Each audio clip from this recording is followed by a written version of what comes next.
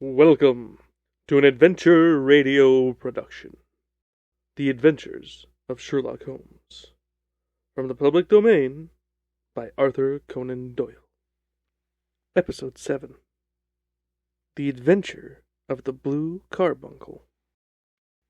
I had called upon my friend, Sherlock Holmes, upon the second morning after Christmas, with the intention of wishing him the compliments of the season. He was lounging upon a sofa in a purple dressing-gown, a pipe rack within his reach upon the right, and a pile of crumpled morning papers, evidently newly studied, near at hand. Beside the couch was a wooden chair, and on the angle of the back hung a very seedy and disreputable hard-felt hat, much the worse for wear, and cracked in several places. A lens and a forceps sat upon the seat of the chair, suggested that he had been suspended in this manner for the purpose of examination. "You are engaged?" said I. "Perhaps I interrupt you." "Not at all. I am glad to have a friend with whom I can discuss my results. The matter is a perfectly trivial one." He jerked his thumb in the direction of the old hat. "But there are points in connection with it which are not entirely devoid of interest, and even of instruction." I seated myself in his armchair, and warmed my hands before his crackling fire, for a sharp frost had set in, and the windows were thick with ice crystals. "I suppose," I remarked, "that, homely as it looks, this thing has some deadly story linked on it, and that is the clue which will guide you in the solution of some mystery, and the punishment of some crime?" No crime," said Sherlock Holmes, laughing. "Only one of those little whimsical incidents which will happen when you have 4,000,000 human beings all jostling each other within the space of a few square miles. Amid the action and reaction of so dense a swarm of humanity, every possible combination of events may be expected to take place, and many a little problem will be presented which may be striking and bizarre without being criminal. We have already had experience of such. So much so," I remarked, "that of the last 6 cases which I have added to my notes, 3 have been entirely free of any legal crime." "Precisely. You allude to my attempt to recover the Irene Adler papers, to the singular case of Miss Mary Sutherland, and to the adventure of the man with the twisted lip. Well, I have no doubt that this small matter will fall into the same innocent category. You know Patterson, the commissionaire?" "Yes." "It is to him that this trophy belongs." "It's his hat?" No, he found it. Its owner is unknown. I beg that you would look upon it, not as a battered billycock, but as an intellectual problem. And first, as to how it came here. It arrived upon Christmas morning, in company with a good fat goose, which is, I have no doubt, roasting at this moment in front of Peterson's fire. The facts are these. About 4 o'clock on Christmas morning, Peterson, who, as you know, is a very honest fellow, was returning from some small jollification, and was making his way homeward down Tottenham Court Road.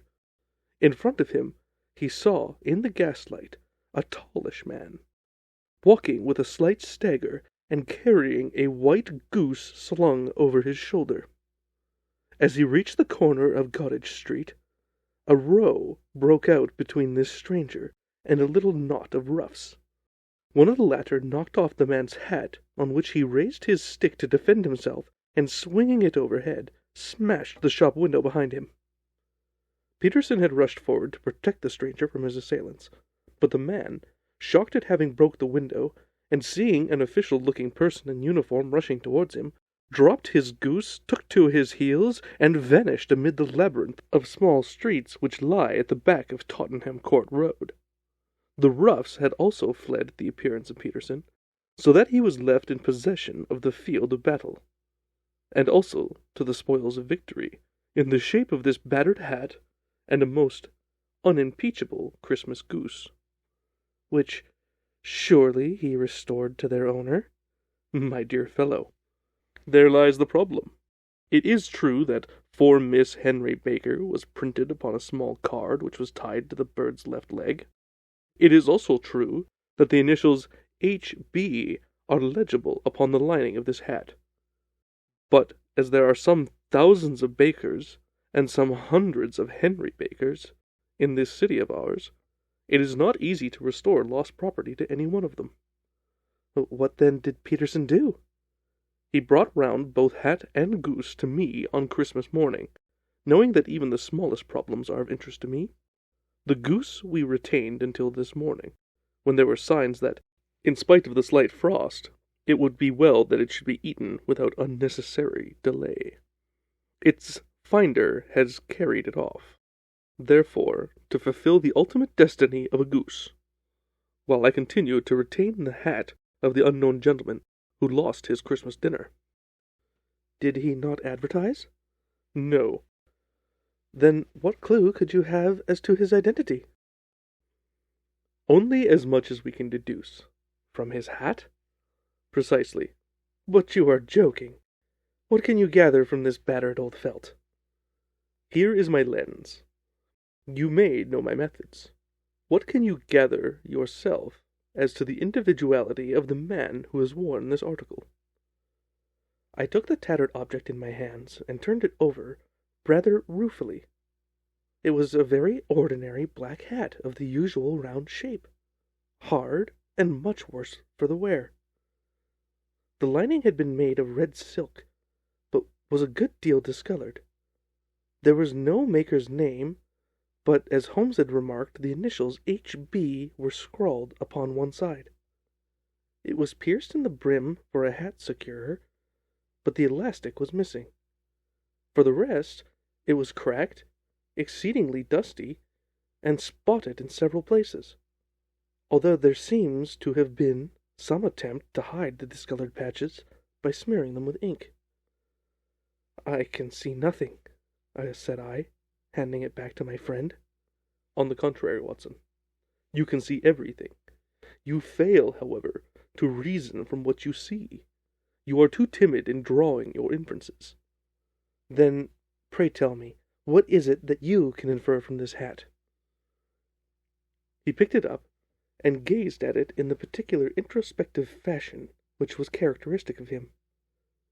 "It is perhaps less suggestive than it might have been," he remarked, "and yet there are a few inferences which are very distinct, and a few others which represent at least a strong balance of probability. That the man was highly intellectual is of course obvious upon the face of it, and also that he was fairly well-to-do within the last 3 years, although he has now fallen upon evil days. He had foresight, but has less now than formerly, pointing to a moral retrogression, which, when taken with the decline of his fortunes, seems to indicate some evil influence, probably drink, at work upon him. This may account also for the obvious fact that his wife has ceased to love him." "My dear Holmes!" "He has, however, retained some degree of self-respect," he continued, disregarding my remonstrance. "He is a man who leads a sedentary life, goes out little, is out of training entirely, is middle-aged, has grizzled hair which he has had cut within the last few days, and which he anoints with lime cream. These are the more patent facts which are to be deduced from this hat. Also, by the way, that it is extremely improbable that he has gas laid in on his house." "You are certainly joking, Holmes." "Not in the least. It is possible that even now, when I give you these results, you are unable to see how they are attained." "I have no doubt that I am very stupid, but I must confess that I am unable to follow you. For example, how did you deduce that this man was an intellectual?" For answer, Holmes clapped the hat upon his head. It came right over the forehead and settled upon the bridge of his nose. "It is a question of cubic capacity," said he. "A man with so large a brain must have something in it." "The declines of his fortune, then?" "The hat is 3 years old. These flat brims curled at the edge came in then. It is a hat of the very best quality. Look at the band of ribbed silk, and the excellent lining. If this man could afford to buy so expensive a hat 3 years ago, and has had no hat since, then he is assuredly gone down in the world." "Well, that is clear enough, certainly. But how about the foresight, and the moral retrogression?" Sherlock Holmes laughed. "Here is the foresight," said he, putting his finger upon the little disc and loop of the hat securer. "They are never sold upon hats. If this man ordered one, it is a sign of a certain amount of foresight, since he went out of his way to take this precaution against the wind. But since we see that he has broken the elastic, and has not troubled to replace it, it is obvious that he has less foresight now than formerly, which is a distinct proof of a weakening nature. On the other hand, he has endeavored to conceal some of these stains upon the felt by daubing them with ink, which is a sign that he has not entirely lost his self-respect." "Your reasoning is certainly plausible." "The further points, that he is middle-aged, that his hair is grizzled, and that it has been recently cut, and that he uses lime cream, are all to be gathered from a close examination of the lower part of the lining. The lens discloses a large number of hair ends, clean cut by the scissors of the barber. They all appear to be adhesive, and there is a distinct odor of lime cream. This dust, you will observe, is not the gritty grey dust of the street, but the fluffy brown dust of the home, showing that it has been hung up indoors most of the time, while the marks of moisture upon the inside are proof positive that the wearer perspired very freely, and could therefore hardly be in the best of training." "But his wife, you said that she had ceased to love him."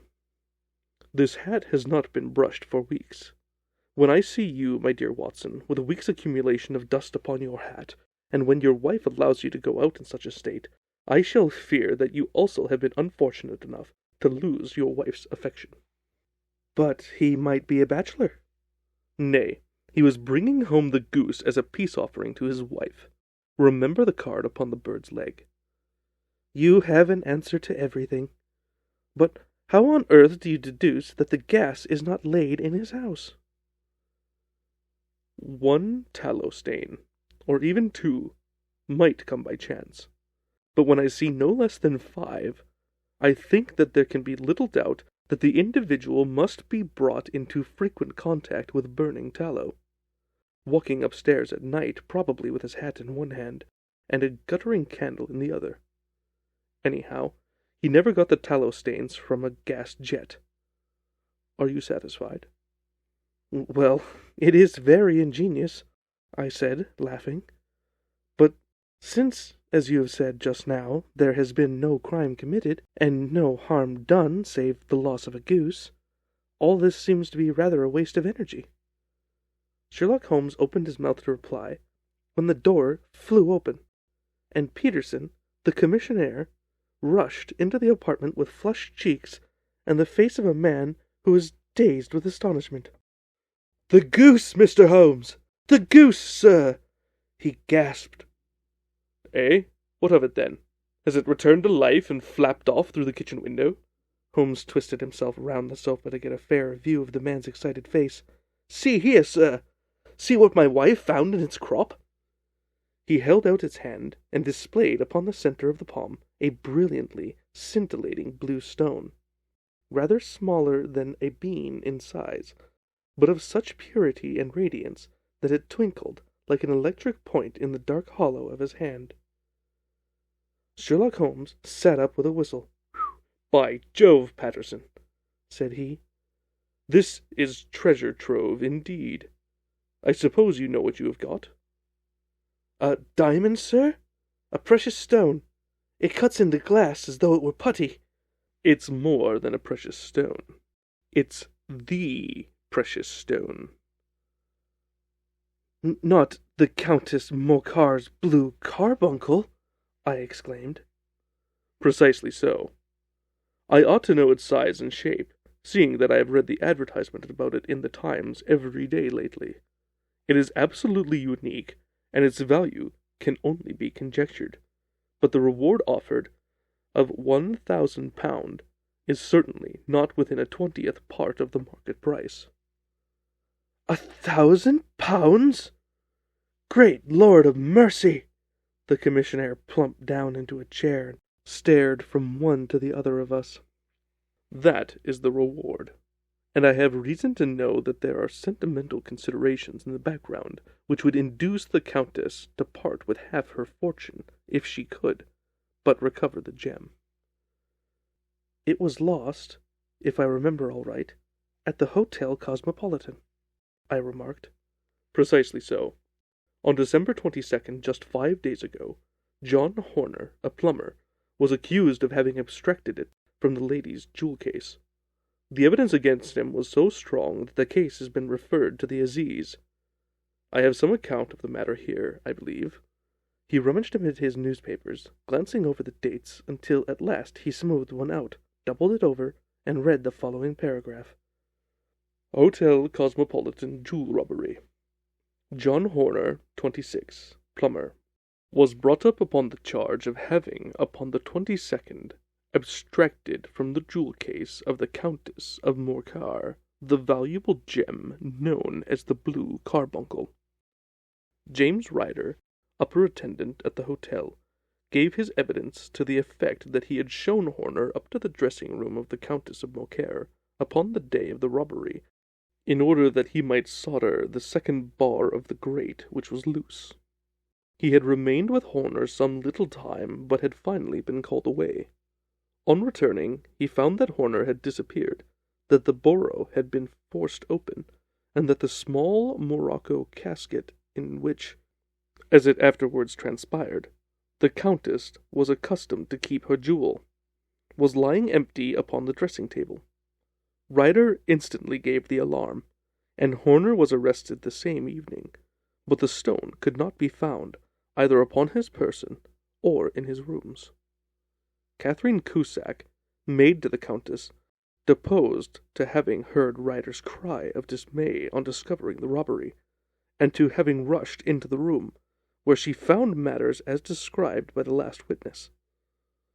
Inspector Bradstreet, B Division, gave evidence as to the arrest of Horner, who struggled frantically and protested his innocence in the strongest terms.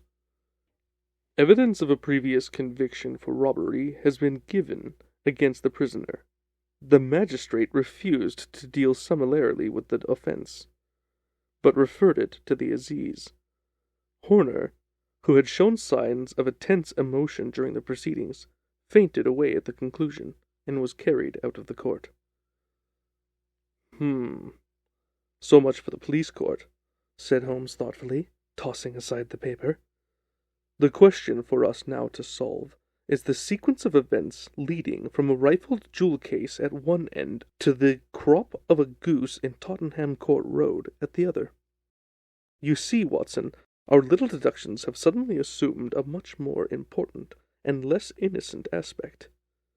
Here is the stone which came from the goose, and the goose which came from Mr. Henry Baker, the gentleman with the bad hat, and all the other characteristics which I have bored you. So now we must set ourselves very seriously to finding this gentleman, and ascertaining what part he has played in this little mystery. To do this, we must try the simplest means first, and these lie undoubtedly in an advertisement in all the evening papers. If this fails, I shall have recourse to other methods." "What will you say?" "Give me a pencil and that slip of paper. Now then, found at the corner of Gauge Street a goose and a black felt hat. Mr. Henry Baker can have the same by applying at 6:30 this evening at 221B Baker Street. That is clear and concise." "Very well, but will he see it?" "Well, he is sure to keep an eye on the papers, since to a poor man the loss was a heavy one. He was clearly so scared by his mischance in breaking the window, and by the approach of Peterson, that he thought nothing but flight. But since then he must have bitterly regretted the impulse which caused him to drop his bird. Then again, the introduction of his name will cause him to see it, for everyone who knows him will direct his attention to it. Here you are, Peterson. Run down to the advertising agency, and have this put in the evening papers. In which, sir? Oh, in the Globe, Star, Pall Mall, St. James, Evening News, Standard, Echo, and any others that occur to you. Very well, sir. And this stone? Ah, yes. I shall keep the stone, thank you. And I say, Peterson, just buy a goose on your way back, and leave it here with me. For we must have one to give this gentleman in place of the one which your family is now devouring. When the commissioner had gone, Holmes took up the stone and held it against the light. It's a bonny thing, said he. Just see how it glints and sparkles. Of course it is a nucleus and focus of crime. Every good stone is. They are the devil's pet baits. In the larger and older jewels, every facet may stand for a bloody deed. This stone is not yet 20 years old. It was found in the banks of the Amoy River in southern China, and is remarkable in having every characteristic of the carbuncle, save that it is in a blue shade instead of ruby red. In spite of its youth, it already has a sinister history. There have been 2 murders, a vitriol throwing, a suicide, and several robberies brought about for the sake of this 40-grain weight of crystallized charcoal. Who would think that so pretty a toy would be a purveyor to the gallows and the prison? I'll lock it up in my strong-box now, and drop a line to the Countess to say that we have it. Do you think that this man Horner is innocent? I cannot tell. Well then, do you imagine that this other one, Henry Baker, had anything to do with the matter?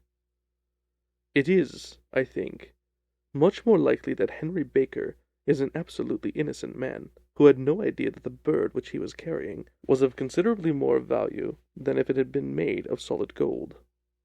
That, however, I shall determine by the very simple test if we have an answer to our advertisement. And you can do nothing until then? Nothing. In that case, I shall continue my professional round, but I shall come back this evening at the hour you have mentioned, for I should like to see the solution of so tangled a business. Very glad to see you. I dine at 7. There is a woodcock, I believe. By the way, in view of our recent occurrences, perhaps I ought to ask Miss Hudson to examine its crop. I had been delayed at a case, and it was a little after 6:30 when I found myself at Baker Street once more. As I approached the house, I saw a tall man in a Scotch bonnet, with a coat which was buttoned up to his chin, waiting outside in the bright semicircle which was thrown from the fanlight. Just as I arrived, the door was opened, and we were shown up together to Holmes's room.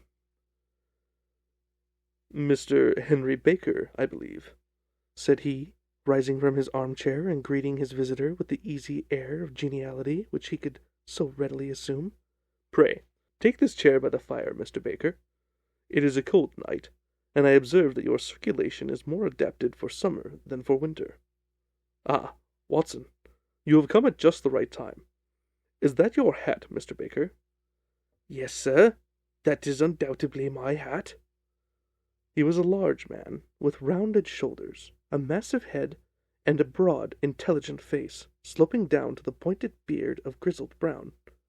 A touch of red in nose and cheeks, with a slight tremor of his extended hand, recalled Holmes's surmise as to his habits. His rusty black frock coat was buttoned right up in front, with the collar turned up, and his lank wrists protruded from his sleeves without a sign of cuff or shirt.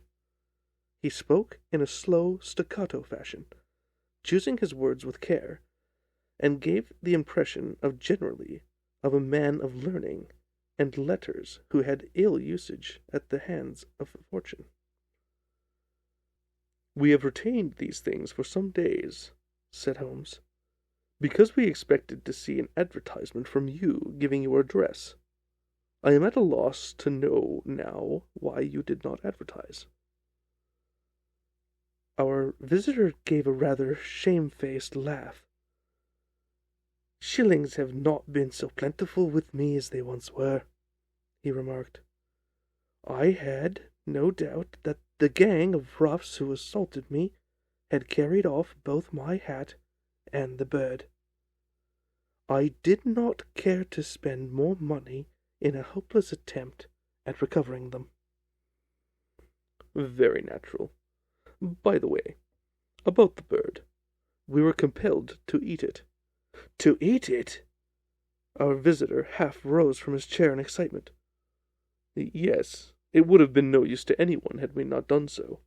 But I presume that this other goose upon the sideboard, which is about the same weight and perfectly fresh, will answer your purpose equally well." "Oh, certainly, certainly," answered Mr. Baker, with a sigh of relief. "Of course, we still have the feathers, legs, crop, and so on of your own bird, if you wish." The man burst into a hearty laugh. "They might be as useful to me as relics of my adventure," said he. "But beyond that, I can hardly see what use the disjecta membra of my late acquaintance are going to be to me. No, sir, I think that with your permission I will confine my attentions to the excellent bird which I perceive upon the sideboard." Sherlock Holmes glanced sharply across at me with a slight shrug of his shoulders. "There's your hat, then, and there your bird," said he. By the way, would it bore you to tell me where you got the other one from? I am somewhat of a fowl fancier, and I have seldom seen a better grown goose." "Certainly, sir," said Baker, who had risen and tucked his newly gained property under his arm. "There are a few of us who frequent at the Alpha Inn near the museum. We are to be found in the museum itself during the day, you understand. This year, our good host, Windigate by name, instituted a goose club, by which, on consideration of some few pence every week, we were each to receive a bird at Christmas. My pence were duly paid, and the rest is familiar to you. I am much indebted to you, sir, for a Scotch bonnet is fitted neither to my years nor my gravity." With a comical pomposity of manner, he bowed solemnly to both of us, and strode off upon his way. "So much for Mr. Henry Baker," said Holmes, when he had closed the door behind him. "It is quite certain that he knows nothing whatever about the matter. Are you hungry, Watson?" "Not particularly." "Then I suggest that we turn our dinner into a supper, and follow up this clue while it is still hot." "By all means." It was a bitter night, so we drew on our ulsters and wrapped cravats around our throats. Outside, the stars were shining coldly in a cloudless sky, and the breath of the passers-by blew out into the smoke like so many pistol shots. Our footfalls rang out crisply and loudly as we swung through the doctor's quarter, Wimpole Street, Harley Street, and so through Wigmore Street into Oxford Street. In a quarter of an hour we were in Bloomsbury at the Alpha Inn, which is a small public house at the corner of one of the streets which runs down into Holborn. Holmes pushed open the door of the private bar and ordered 2 glasses of beer from the ruddy-faced, white-aproned landlord. "Your beer should be excellent if it is as good as your geese," said he. "My geese?" The man seemed surprised. "Well, yes, I was speaking only half an hour ago to Mr. Henry Baker, who is a member of your goose club." "Ah, I see. But you see, sir, them's not our geese." "Indeed. Whose then?" "Well, I got the 2 dozen from a salesman in Covent Garden." "Indeed. I know some of them. Which was it?" "Breckenridge is his name." "Ah, I don't know him. Well, here's your good health, landlord, and prosperity to your house. Good night." Now, For Mr. Breckenridge," he continued, buttoning up his coat as we came out into the frosty air, "remember, Watson, that though we have so homely a thing as a goose on one end of this chain, we have, at the other, a man who will certainly get 7 years penal servitude, unless we can establish his innocence. It is possible that our inquiry may but confirm his guilt, but in any case, we have a line of investigation which has been missed by the police, and which a singular chance has been placed in our hands. Let us follow it out to the bitter end. Face to the south, then, and quick march." We passed across Holborn, down Endell Street, and so through a zigzag of slums to the Covent Garden Market. One of the largest stalls bore the name of Breckenridge upon it, and the proprietor, a horsey-looking man, with a sharp face and trim side whiskers, was helping a boy to put up the shutters. "Good evening. It's a cold night," said Holmes. The salesman nodded and shot a questioning glance at my companion. "Sold out of geese, I see," continued Holmes, pointing at the bare slabs of marble. "Let you have 500 tomorrow morning." "Well, that's no good." "Well, there are some on the stall with the glass flare, then." "Ah, but I was recommended to you." "Who by?" "The landlord of the Alpha." "Oh, yes. I sent him a couple of dozen." "Fine birds they were, too. Now where did you get them from?" To my surprise, the question provoked a burst of anger from the salesman. "Now then, Minister," said he, with his head cocked and his arms akimbo, "what are you driving at? Let's have it straight now." "It's straight enough. I should like to know who sold you the geese which you supplied to Alpha." "Well, then I shan't tell you. So now." "Oh, it's a matter of no importance, but I don't know why you should be so warm over such a trifle." "Warm? You'd be as warm, maybe, if you was as pestered as I am. When I pay good money for an article, there should be an end of the business. But it's, where's all the geese? And who did you sell these geese to? And what will you take for these geese? One think that they don't be the only geese in the world, to hear a fuss that is made over them." "Well, I have no connection with any other people who have been making inquiries," said Holmes carelessly. "If you won't tell us, then the bet is off. That is all. But I am always ready to back my opinion on a matter of fowls, and I have a fiver on it that the bird I ate is country breed." "Well, then, you've lost your fiver. It's town bred," snapped the salesman. "It's nothing of the kind." "I say it is." "I don't believe it." "Do you think you know more about fowls than I, who have handled them ever since I was a nipper?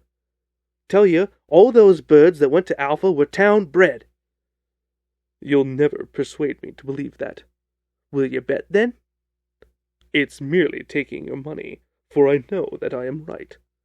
But I'll have a sovereign on it with you, just to teach you not to be obstinate." The salesman chuckled grimly. "Bring me the books, Bill," said he. The small boy brought round a small thin volume and a great greasy-backed one, laying them out together beneath the hanging lamp. "Now then, Mr. Cocksure," said the salesman, "I thought that I was out of geese, but before I finish, you'll find that there's still one left in my shop. You see this little book?" "Well?" "That's the list of folk whom I buy. Do you see? Well, then, here on this page are the country folk, and the numbers after their names are where their accounts are in the big ledger. Now then, you see this other page in red ink? Well, it's a list of my town suppliers. Now look at that third name. Just read it out to me." "Mrs. Oxshott, 117 Brixton Road, 249, read Holmes. "Quite so. Now turn that up in the ledger." Holmes turned the page to where he was indicated. "Here you are. Miss Oxshott, 117 Brixton Road, egg and poultry supplier." "Now then, what's the last entry?" "December 22nd. 24 geese at Sevens, 6D." "Quite so. There you are. And underneath?" Sold to Mr. Windigate of the Alpha at 12s. What do you have to say now?" Sherlock Holmes looked deeply chagrined. He drew a sovereign from his pocket and threw it down upon the slab, turning away with the air of a man whose disgust is too deep for words. A few yards off, he stopped under a lamp-post and laughed in the hearty, noiseless fashion which was peculiar to him. When you see a man with whiskers of that cut, and the pink unprotruding out of his pocket, you can always draw him by a bet, said he. I dare say that if I had put £100 down in front of him, that man would not have given me such complete information as was drawn from him by the idea that he was doing on me a wager. Well, Watson, we are, I fancy, nearing the end of our quest, and the only point which remains to be determined is whether we should go on this to Mrs. Oxshot's tonight, or whether we should reserve it for the tomorrow. It is clear, from what that surly fellow said, that there are others besides ourselves who are anxious about the matter, and I should—" His remark was suddenly cut short by a loud hubbub which broke out from the stall which we had just left. Turning round, we saw a little rat-faced fellow standing in the centre of a circle of yellow light which was thrown by the swinging lamp, while Breckenridge, the salesman, framed in the door of his stall, was shaking his fists fiercely at the cringing figure. "I've had enough of you and your geese," he shouted. "I wish you were all the devil together. If you come pestering me once more about your silly talk, I'll set the dog at you. You bring Miss Oxshott here, and I'll answer her. But what you have to do with it? Did I buy the geese off you?" "No, but one of them is mine all the same," whined the little man.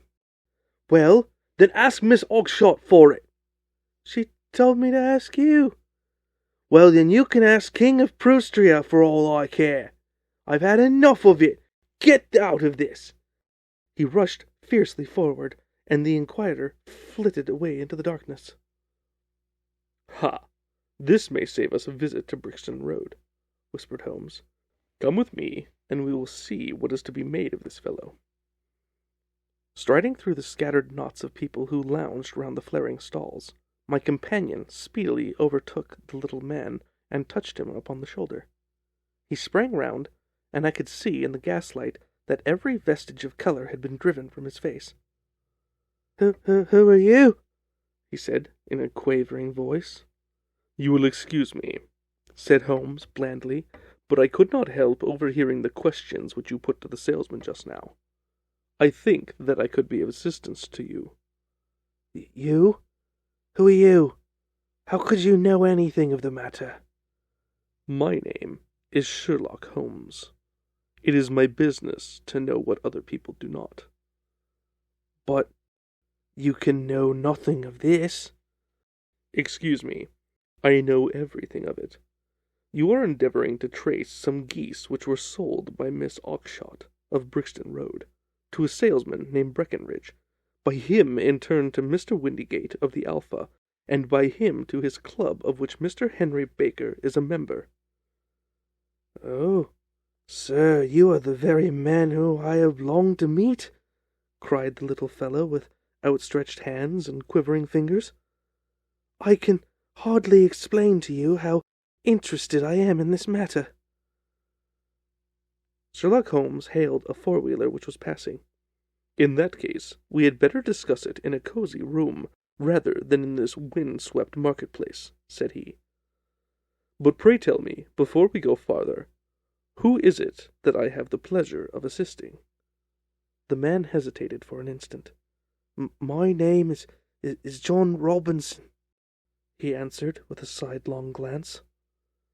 No, the real name," said Holmes sweetly. "It is always awkward doing business with an alias." A flash sprung to the white cheeks of the stranger. "Well, then," he said, my real name is James Ryder." "Precisely so. Head attendant at the Hotel Cosmopolitan. Pray, step into the cab, and I shall soon be able to tell you everything which you wish to know." The little man stood glancing from one to the other of us with half-frightened, half-hopeful eyes, as one who is not sure whether he is on the verge of a windfall or a catastrophe. Then he stepped into the cab, and in half an hour we were back in the sitting-room at Baker Street. Nothing had been said during our drive, but the high, thin breathing of our new companion, and the claspings and unclaspings of his hand, spoke of the nervous tension within him. "Here we are," said Holmes cheerily, as we filed into the room. "The fire looks very seasonable in this weather. You look cold, Mr. Ryder. Pray, take the basket chair. I will just put on my slippers before we settle this little matter of yours. Now then, you want to know what became of those geese?" "Yes, sir." "Or rather, I fancy, of that goose. It was one bird, I imagine, in which you are interested. White, with a black bar across the tail." Ryder quivered with emotion. "Oh, sir," he cried, "can you tell me where it went to?" "It came here." "Here?" "Yes, and a most remarkable bird it proved. I don't wonder that you should take an interest in it. It laid an egg after it was dead. The bonniest, brightest little blue egg that was ever seen. I have it here in my museum." Our visitor staggered to his feet, and clutched the mantelpiece with his right hand. Holmes unlocked his strong-box, and held up the blue carbuncle, which shone out like a star, with a cold, brilliant, many-pointed radiance. Ryder stood glaring with a drawn face, uncertain whether to claim it or disown it. "The game's up, Ryder," said Holmes quietly. "Hold up, man, or you'll be in the fire. Give him an arm back to his chair, Watson. He's not got enough blood to go into felony with impunity. Give him a dash of brandy. So. Now he looks a little more human. What a shrimp it is, to be sure." For a moment he had staggered and nearly fallen, but the brandy brought a tinge of color into his cheeks, and he sat staring with frightened eyes at his accuser. "I have almost every link in my hands, and all the proofs which I could possibly need, so there is little which you need to tell me. Still, that little may as well be cleared up to make the case complete. You had heard, Ryder, of this blue stone of the Countess of Morcar's?" "It was Catherine Cusack who told me of it," he said in a crackling voice. "I see. Her ladyship's waiting-maid. Well, the temptation of sudden wealth so easily acquired was too much for you, as it has been for better men before you. But you were not very scrupulous in the means you used it. It seems to me, Ryder, that there is the making of a very pretty villain in you. You knew that this man Horner, the plumber, had been concerned in some such matter before, and that suspicion would rest more readily upon him. What did you do then? You made some small job in my lady's room? You and your confederate Cusack? And you managed that he should be the man sent for it. Then, when he had left, you rifled the jewel case, raised the alarm, and had this unfortunate man arrested. You then—" Ryder threw himself down upon the rug, and clutched at my companion's knees. "Oh, for God's sake, have mercy!" he shrieked.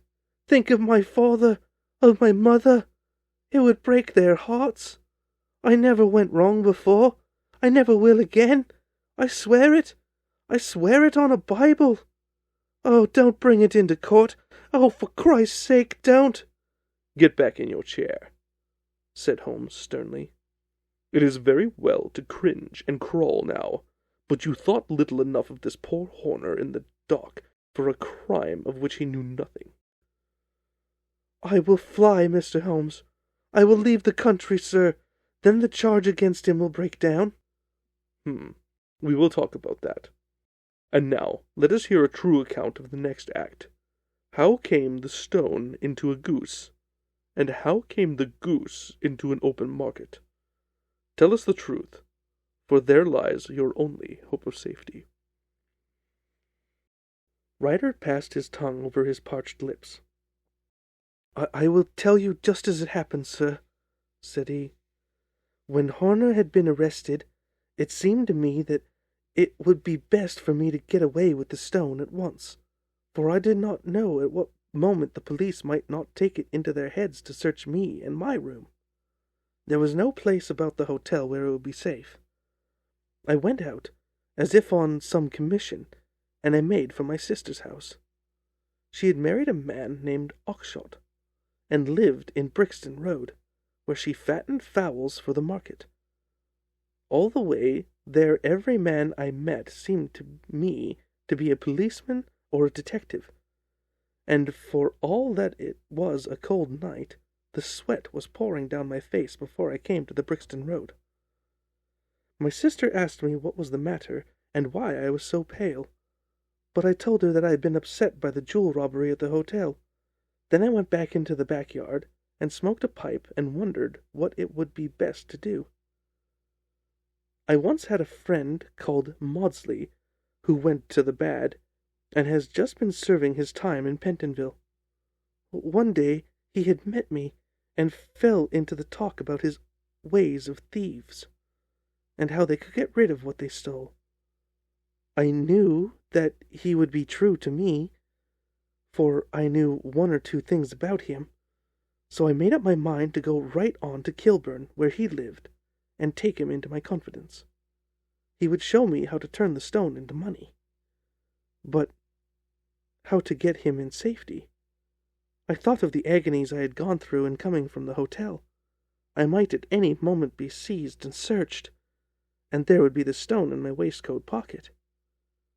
I was leaning against the wall at the time and looking at the geese which were waddling about round my feet, and suddenly an idea came to my head which showed how I could beat the best detective that ever lived. My sister had told me for some weeks that I might have the pick of her geese for a Christmas present, and I knew that she was always as good as her word. I would take my goose now, and in it I would carry my stone to Kilburn. There was a little shed in the yard, and behind this I drove one of the birds, a big, fine bird, white, with a barred tail. I caught it, and prying its bill open, I thrust the stone down its throat as far as my finger could reach. The bird gave a gulp, and I felt the stone pass along its gullet down into its crop. But the creature flapped and struggled, and out came my sister to know what was the matter. As I turned to speak to her, the brute broke loose and fluttered off among the other birds. "Whatever were you doing with that bird, Jem?" says she. "Well," said I, "you said you'd give me one for Christmas, and I was feeling which was the fattest." "Oh," she says, "we've set yours aside for you. Jem's bird, we call it. It's the big white one over yonder. There's 26 of them, which makes one for you, one for us, and 2 dozen for the market." "Thank you, Maggie," says I, "but if it's all the same to you, I'd rather have the one I was handling just now. The other is a good 3 pound heavier," she said, "and we fattened it expressly for you." "Never mind, I'll have the other, and I'll take it now," said I. "Oh, just as you like," she said with a little huff. "Which is it you want, then?" "That white one with the barred tail, right in the middle of the flock." "Oh, very well. Kill it and take it with you." Well, I did what she said, Mr. Holmes. I carried the bird all the way to Kilburn. I told my pal what I had done, for he was a man that it was easy to tell a thing like that to. He laughed until he choked, and we got a knife and opened the goose. But my heart turned to water, for there was no sign of the stone. I knew that some terrible mistake had occurred. I left the bird, rushed back to my sister's, and hurried back into the yard. There was not a bird to be seen there. "Where are they all gone, Maggie?" I cried. "Gone to the dealers, Jem." "Which dealers?" Breckenridge of Covent Garden." "But there was another with a barred tail?" I asked. "The same as the one I chose?" "Yes, Jem. There were 2 barred-tailed ones. I could never tell them apart." "Well, then, of course, I saw it all, and I ran off as hard as my feet would carry me to this man Breckenridge. But he had already sold the lot at once, and not one word he would tell me as to where they had gone. You heard him yourselves tonight. Well, he has always answered me like that. My sister thinks that I am going mad. Sometimes I think that I am myself. And now, I am myself a branded thief, without ever having touched the wealth for which I have sold my character. God help me! God help me!" He burst into a convulsive sobbing, with his face buried in his hands. There was a long silence, broken only by his heavy breathing and by the measured tapping of Sherlock Holmes's fingertips upon the edge of the table. Then my friend rose and threw open the door. "Get out," said he. "What, sir? Oh, heaven bless you!" "No more words. Get out." And no more words were needed. There was a rush, a clatter upon the stairs, the bang of a door, and the crisp rattle of running footfalls from the street. "After all, Watson," said Holmes, reaching up his hand for his clay pipe, "I am not retained by the police to supply their deficiencies. If Horner were in danger, it would be another thing, but this fellow will not appear against him, and the case must collapse. I suppose that I am commuting a felony, but it is just possible that I am saving a soul. This fellow will not go wrong again. He is too terribly frightened. Send him to jail now, and you will make him a jailbird for life. Besides, it is the season of forgiveness. Chance has put in our way a most singular and whimsical problem, and its solution is its own reward. If you will have the goodness to touch the bell, Doctor, we will begin another investigation, in which, also, a bird will be the chief feature."